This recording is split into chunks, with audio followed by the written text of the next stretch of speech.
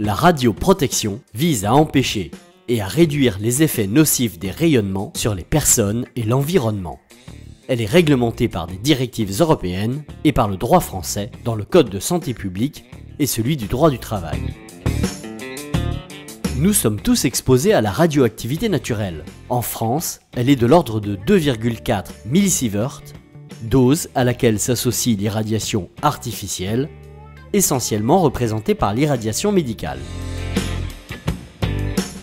Le danger professionnel lié à l'exposition au rayonnement ionisant est représenté par le pictogramme qui doit être affiché sur toute source de rayonnement ionisant. À Gustave-Roussy, 2 départements utilisent les rayons ionisants, le département d'imagerie médicale et le département d'oncologie radiothérapie, avec la radiothérapie et la curithérapie. À l'hôpital, 2 types de sources sont distinguées. Les sources scellées, comme les accélérateurs, et les sources non scellées, utilisées en médecine nucléaire. 2 modes d'exposition sont possibles. L'exposition externe, par irradiation, et l'exposition interne, par contamination. Les effets biologiques des rayons ionisants engendrent une atteinte de l'ADN. 2 effets majeurs de l'exposition aux rayons ionisants sont à retenir.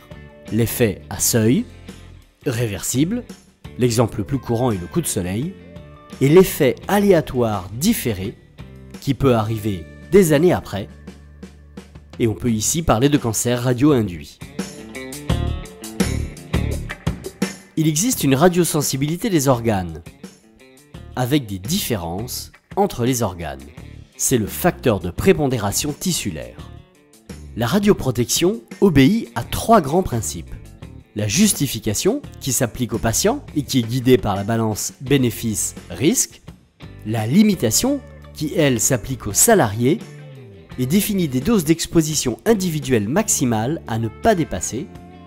Et enfin, l'optimisation, qui s'applique aux patients comme aux salariés et qui consiste à mettre en œuvre une stratégie de diminution des doses. Le principe de limitation classe en 3 grandes catégories les salariés exposés. A, B et C, avec des maximums d'exposition annuels pour le corps entier, pour les extrémités, voire pour le cristallin. Pour la femme salariée enceinte, la déclaration obligatoire à l'employeur impose de signaler à l'encadrement et au médecin du travail le début de la grossesse dès la suspicion, et donc de ne pas attendre la confirmation des 3 mois pour le faire. Le fœtus ne doit pas recevoir plus d'1 millisievert sur les 9 mois.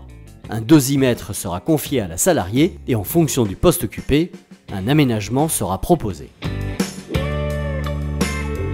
Les locaux dans lesquels on trouve des rayons ionisants sont catégorisés par zone.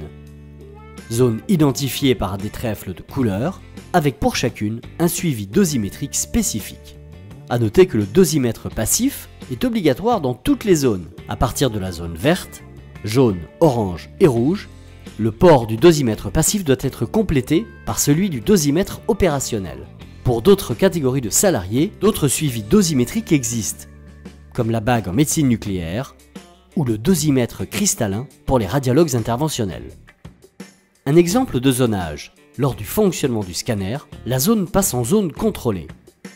Si un salarié doit entrer dans la salle, il doit porter un dosimètre passif et un dosimètre opérationnel, plus un tablier plombé.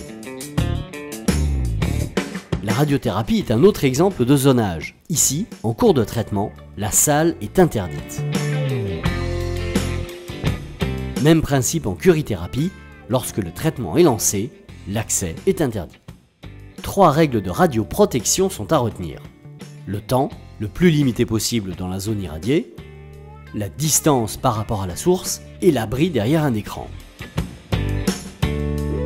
Dans le cas où une personne serait enfermée dans le bunker de radiothérapie alors que le traitement commence, il est impératif de se placer au plus loin de la source, dans la chicane, et d'actionner le bouton d'arrêt d'urgence, et de prévenir ensuite le service de radioprotection. Il est donc recommandé à la prise de poste de repérer où sont les boutons d'arrêt d'urgence. A noter que le risque d'enfermement est majoré dans les cas où il y a de nombreuses personnes intervenant dans la zone. Il est aussi majoré dans les situations inhabituelles comme les pannes ou les maintenances. En curithérapie, les incidents sont exceptionnels. Cependant, Un blocage de source par exemple est possible. Dans cette situation, il est impératif de porter ses dosimètres et de se protéger derrière un paravent plombé. Le service de radioprotection est joignable 24 heures sur 24, 7 jours sur 7, de 8h30 à 17h au bip 3600 et en dehors de ces horaires, par l'intermédiaire du poste de sécurité. A noter que le médecin du travail est joignable au 40 95. Enfin, il est fondamental de déclarer tout événement indésirable. La déclaration est en ligne sur l'intranet.